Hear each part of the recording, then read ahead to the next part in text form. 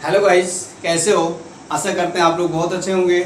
और आज से हम लोग डीएलएड फर्स्ट सेमेस्टर के लिए नए सब्जेक्ट्स के साथ नई तैयारी करेंगे। और उस नए सब्जेक्ट का नाम है सामाजिक अध्ययन। तो आज से हम लोग सामाजिक अध्ययन के विषयों का अध्ययन करने वाले हैं। हम लोग पिछले वीडियोस में गणित के और विज्ञान के कोर्स को पूरा कर लिया था। मतलब उसके सारे जो है टॉपिक थे, जो परीक्षा उपयोगी थे, वो सारा क्लियर कर लिया। अब आज हम लोग नए टॉपिक में चलने वाले हैं जो कि सामाजिक अध्ययन है। तो इसमें हम पहले चैप्टर में चल रहे हैं और पहले चैप्टर की जो स्टार्टिंग चीजें हैं उन सारी चीजों का धीरे धीरे एक एक करके वर्णन करते हुए चलते हैं और धीरे धीरे हम लोग बहुत आगे लेवल तक जाएंगे और सामाजिक अध्ययन के सभी चैप्टर्स को कवर करेंगे। और ये वीडियो बहुत ही अच्छा होने वाला है और बहुत ही मजा आने वाला है, तो देखते रहें। पहला हम लोग पहले ऐतिहासिक घटनाओं के बारे में, जो चैप्टर पहला है वो प्राचीन ऐतिहासिक घटनाओं से संबंधित होता है। तो प्राचीन ऐतिहासिक जो घटनाएं हैं उससे संबंधित चीजों को पढ़ना स्टार्ट करते हैं। तो उसमें प्राचीन साहित्य की जो पुस्तकें आती हैं, मतलब प्राचीन साहित्य के इतिहास के बारे में हमें कैसे जानकारी मिली है, ये सारी चीजें हम लोग पढ़ने जा रहे हैं। और इसका एकमात्र स्रोत होता है जो प्राचीन लेखक, मतलब प्राचीन जो पुस्तकें होती हैं उन्हीं के द्वारा हमें मिलता है। तो हम उन्हीं से चलते हैं शुरुआत करने के लिए।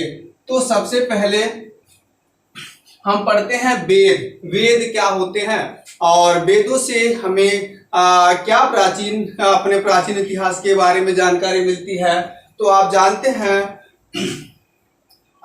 वेद जो होते हैं वैसे जो वैदिक काल से इनका जो समय माना जाता है वैदिक काल में माना जाता है।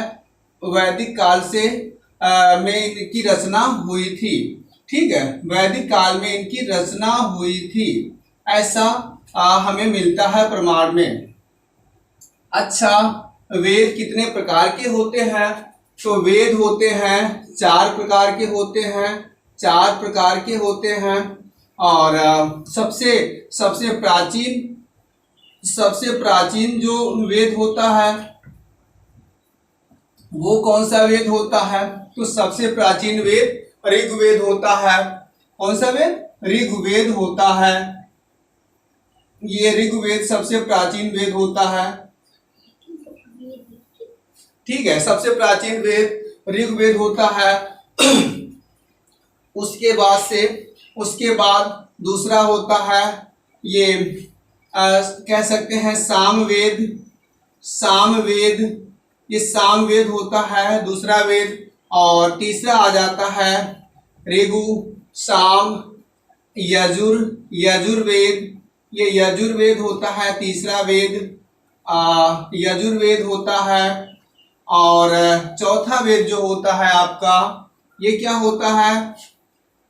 अथर्ववेद। ये होता है अथर्ववेद, चौथा वेद। और अंतिम वेद जो होता है वो होता है अथर्ववेद। तो ये 4 वेद होते हैं, हमारे प्राचीन साहित्य का स्रोत है। इन्हीं के द्वारा हमें अपने प्राचीन साहित्य के बारे में जानकारी मिलती है। ऐसा वेदों में ही आर्यों के बारे में सबसे पहले जानकारी मिलती है कि आर्य कहाँ से आए थे और आर्यों का जीवन काल कैसे रहा, उनका जीवन राजनीतिक और स्थानीय मतलब जीवन किस तरह का रहा। तो जिसमें ऋग्वेद, आप ऋग्वेद जानते हैं, ऋग्वेद सबसे प्राचीन वेद होता है। इसके सबसे पुराना वेद कहते हैं, इसे वेदों का वेद भी कहा जाता है।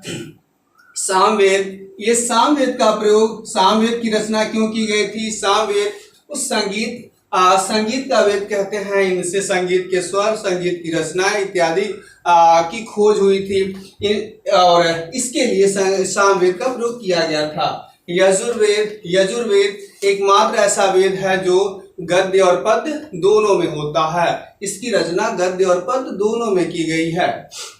और अथर्ववेद की रचना अथर्वा ऋषि के द्वारा किया गया था।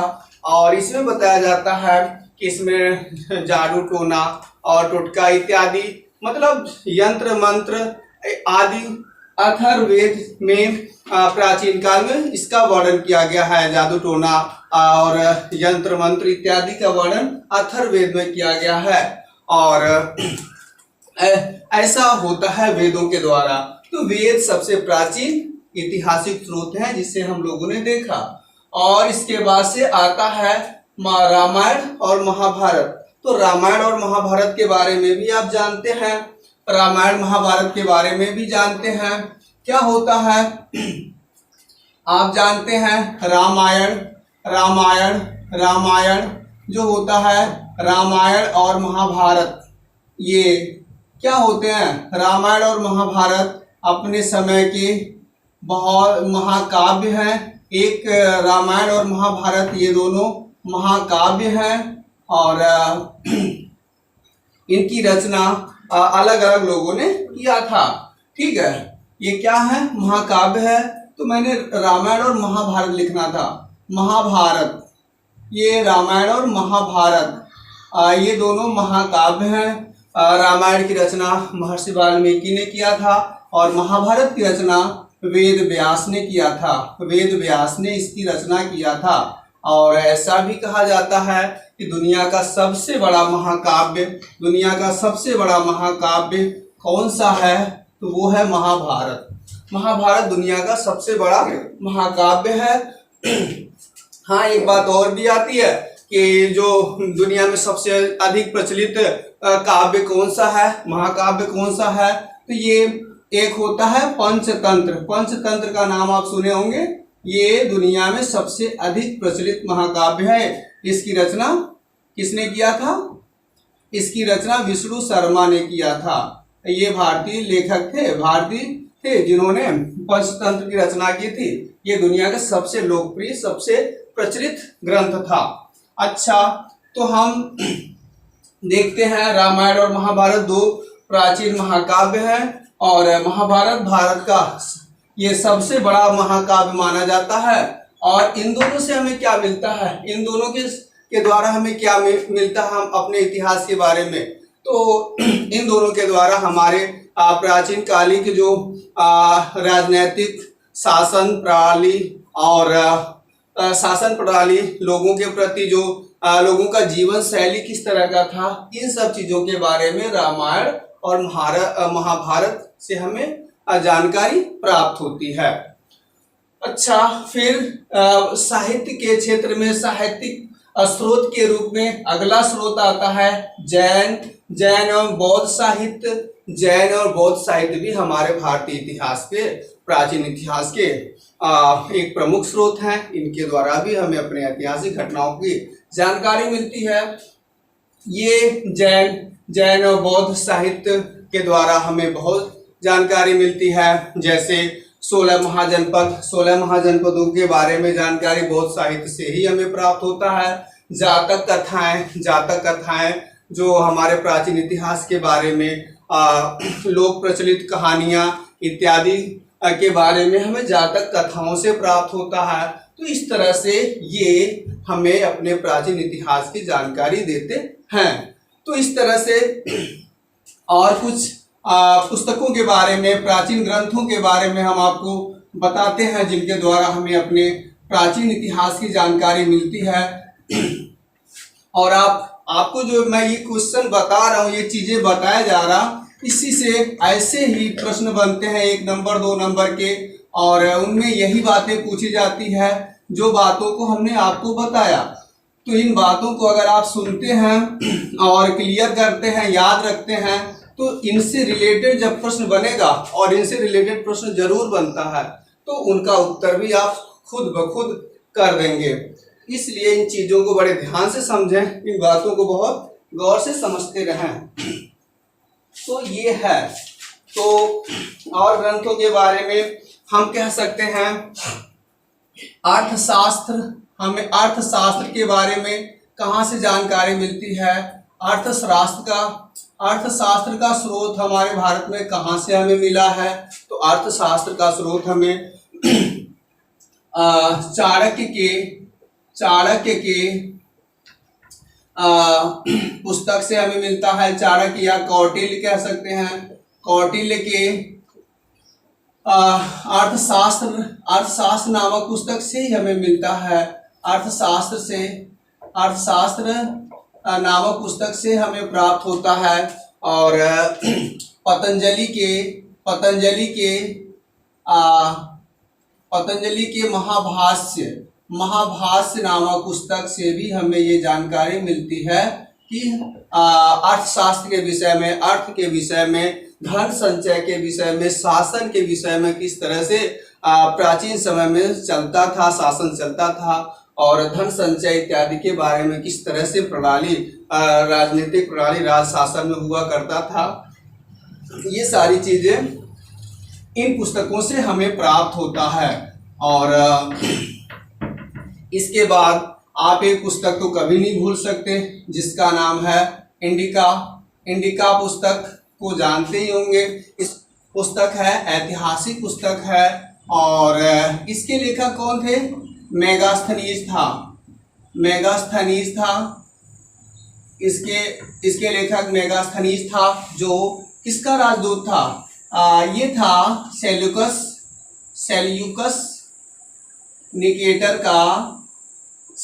निकेटर का राजदूत था।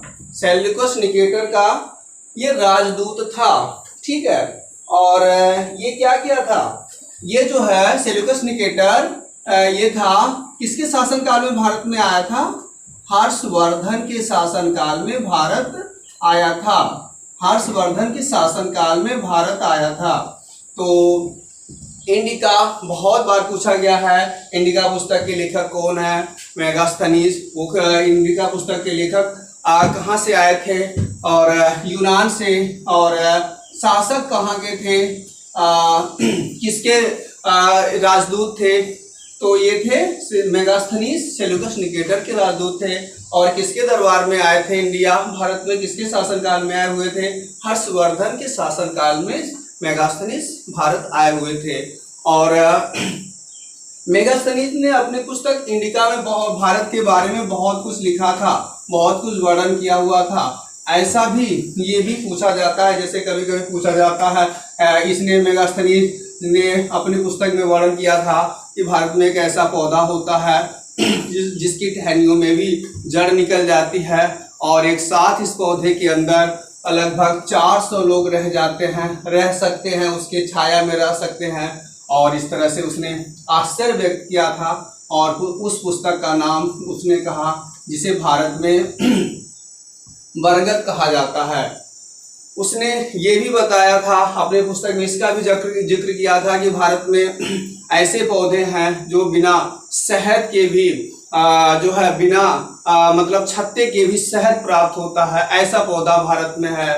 और फिर उस पौधे का नाम सेल्यूकस निकेटर ने गन्ना बताया था, कि बोला गन्ना ऐसा पौधा है भारत में जहाँ से बिना छत्ते का भी शहद प्राप्त होता है। इसी तरह से उसने और भी बातें बताई थी। उसने बताया कि भारत में ऐसा पौधा है जिससे खुद ऊन निकलता है या कपास निकलता है। उसने बोला कि मतलब भारत में एक ऐसा पौधा है जिससे रेशे निकलते हैं, रेशे प्राप्त होते हैं, और उस पौधे का नाम उसने कपास बताया था। तो इस तरह से बहुत कुछ उसने अपनी पुस्तक में वर्णन किया था, बताया था। तो ये सारी बातें बहुत इम्पोर्टेंट हैं। अच्छा, इसी तरह से एक ऐतिहासिक बातों में चलते हैं तो हम लोग इब्न बतूता का भी नाम बता देते हैं। इब्न बतूता कौन था? ये भी एक क्या था? लेखक था। और इसने भारत के बारे में क्या लिखा था? भारत के बारे में एक पुस्तक लिखी थी। इस पुस्तक का क्या नाम था? इस पुस्तक का क्या नाम था? नाम था उसके किताब उल हिंद। इसने लिखा था किताब उल हिंद नामक पुस्तक लिखा था। किताब उल हिंद का मतलब क्या होता है? किताब उल हिंद का मतलब होता है भारत का इतिहास। तो इब्न बतूता ने भारत के इतिहास के बारे में भी इसने भी एक पुस्तक लिखी थी, किताबुल हिंद, और या किताबुल रहला भी बोलते हैं। तो ये पुस्तक इसने लिखा था, इब्न बतूता ने। तो इस तरह से ये ऐतिहासिक पुस्तकें हैं। और इसी तरह से इसी प्रकार से आप देख सकते हैं प्राचीन कुछ प्राचीन यात्रियों के बारे में वर्णन किया गया है पहले चैप्टर में। तो उन यात्रियों का भी हम देख लेते हैं, क्योंकि ये सब परीक्षाओं के लिए बहुत ही उपयोगी चीजें होती हैं।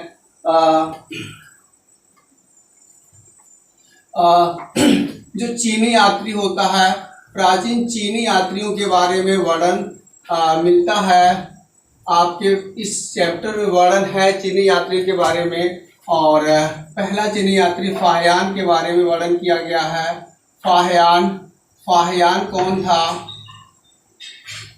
तो आप जानते हैं फाहियान जो था पहला चीनी यात्री था जो भारत में आया था। फाहियान पहला चीनी यात्री था जो कि भारत में आया था। और ये किसके शासनकाल में आया था?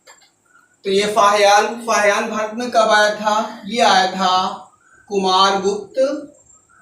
कुमारगुप्त द्वितीय के शासन काल में भारत आया था। ऐसा इतिहास में इसका वर्णन होता है, ऐसा इतिहास में इसका वर्णन है। और ये पहला चीनी यात्री था। कई बार ये परीक्षाओं में पूछा गया है। दूसरा चीनी यात्री जो था ह्वेन-सांग था, ये भारत में आया था। और किसके शासन काल में आया था? ह्वेन-सांग हर्षवर्धन के शासन काल में भारत आया था। ये दोनों यात्री भारत में क्यों आए थे? ये दोनों यात्री जो भारत में आए थे, भारतीय साहित्य, भारतीय शासन प्रणाली इत्यादि का अध्ययन करने के लिए। उस समय भारतीय बौद्ध साहित्य अपने चरम पर था।